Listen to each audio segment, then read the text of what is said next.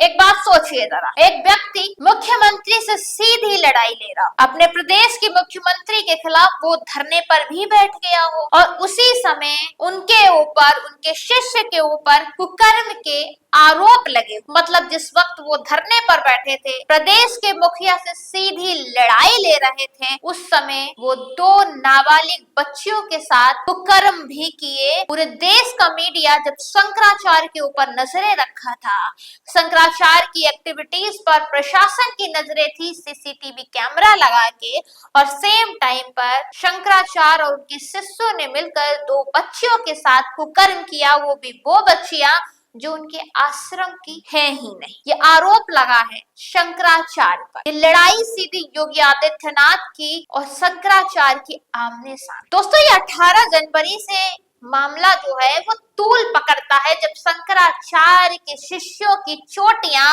Police वालों ने पकड़कर खींची।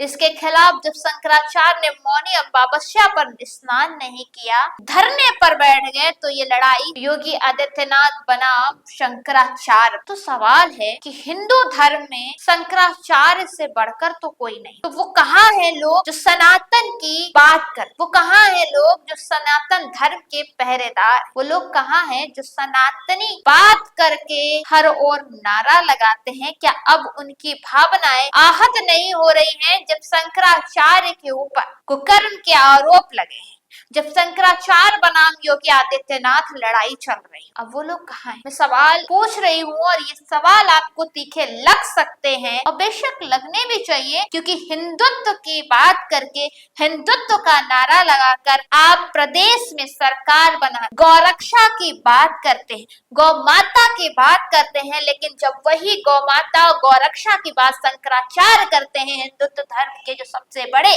माने जाते हैं, जब वही गौरक्षा गौ हत्या की बात करते हैं और वो जब ऐलान कर देते हैं कि 11 मार्च को वो लखनऊ कूच करेंगे, इसके बाद से उनके ऊपर ऐसे आरोप लगाए, और आरोप सरकार से नहीं, क्योंकि सरकार की तो शायद हिम्मत नहीं है, ये आरोप कोर्ट से लगवाए जाते हैं। शंकराचार्य की गिरफ्तारी करना इतना आसान नहीं है, सरकार करवा भी नहीं पाएगी, इसीलिए सरकार को कोर्ट का सहारा लेना पड़ता।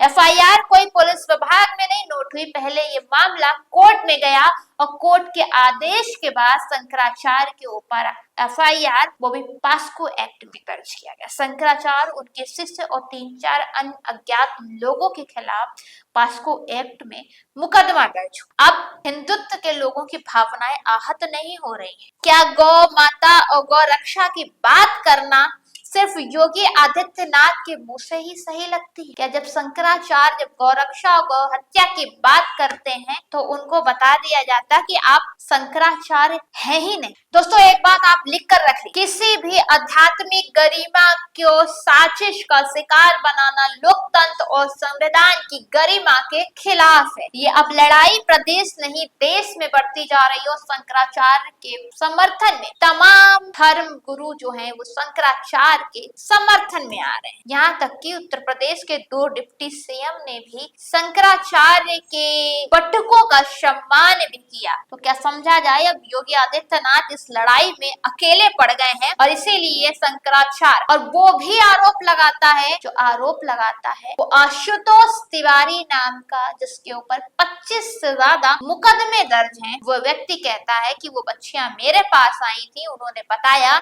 कि वो असुरक्षित हैं शंकराचार्य के मठ में। इसके बाद से उन्होंने कोर्ट का सहारा लिया। तो ये कहानी है शंकराचार्य की, जो कहानी शंकराचार्य की बनाकर उनके ऊपर मुकदमे दर्ज कराए जा रहे हैं और उनको शांत कराने के लिए शायद भूल गए हैं अब हिंदुत्व की सरकार में शंकराचार्य का ठिकाना मठ नहीं, घर नहीं, बल्कि जेल बन चुका।